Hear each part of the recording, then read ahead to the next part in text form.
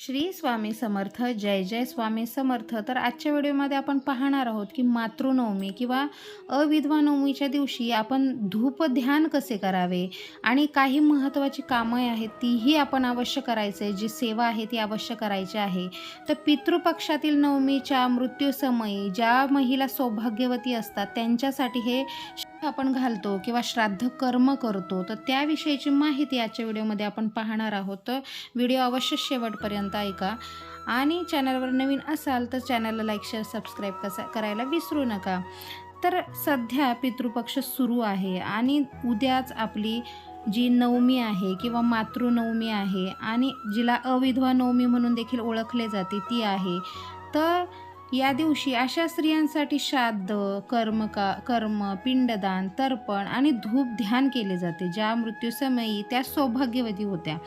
तर यावर्षी 7 ऑक्टोबर रोजी नवमी आलेली आहे. या दिवशी शनिवार आहे. नवमीच्या दिवशी आपण जी सौभाग्यवती स्त्री असते तिला घरी जेवायला बोलवतो, तिची ओटी भरतो, त्यांना ज्या आपल्या मृत जी सौभाग्यवती स्त्री असते तिच्या आवडीचं भोजन देतो आणि सौभाग्य अलंकाराने ओटी भरतो.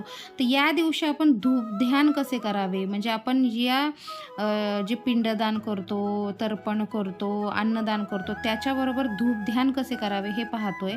तर नवमी तिथीला सकाळी लवकर उठून घर स्वच्छ करायचं आहे, स्नान करायचं आहे, आपली रोजची कर्म करायची आहे, सूर्याला अवश्य जल अर्पण करायचं आहे. त्याचप्रमाणे आपल्या पितृंसाठी आपण जो तांब्याचा तांब्या येतो त्याच्यामध्ये पाणी, त्याच्यामध्ये थोडंसं दूध आणि काळे तीळ वाहून ते पाणी आपल्या पितृंना समर्पित करायचं आहे, अर्पण करायचं आहे आणि त्याच्याबरोबर म्हणायचं आहे, ओम पितृदेवताभ्यो नमः, ओम पितृदेवताभ्यो नमः.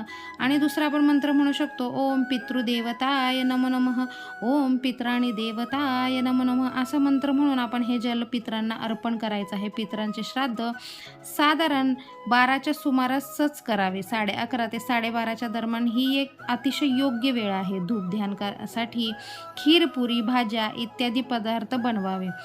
जर आपल्याला हवे असल्यात तर घराबाहेरही आपण रांगोळी काढायची आहे. दुपारी गाईच्या शेणापासून बनवलेली गौरी जी असते किंवा गौरी म्हणतो ती जाळायची आहे. त्यामधून धूर निघणे थांबले की निखाऱ्यावर गूळ, तूप, खीर, पुरी अर्पण करून कुटुंबातील सर्व मृत विवाहित स्त्रियांचे ध्यान करावे. दक्षिण दिशेला तोंड करून धूप ध्यान करावे. धूप ध्यान करताना ओम पितृदेवताभ्यो नमः हा मंत्राचा जप करत राहावे.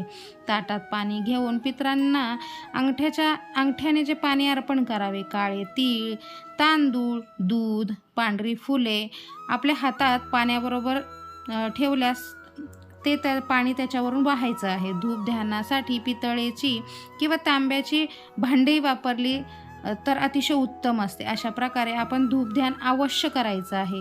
तर ही खूप महत्त्वाची माहिती आहे आणि बऱ्याच लोकांना ही माहिती नाही आहे की नवमीच्या दिवशी आपण धूप ध्यान कसं करायचं आहे. तर आपलं धूप ध्यान करून झाल्यानंतर काही आणखीन जी कामं आहे, सेवा आहे, त्याही अवश्य आपल्याला करायच्या आहेत.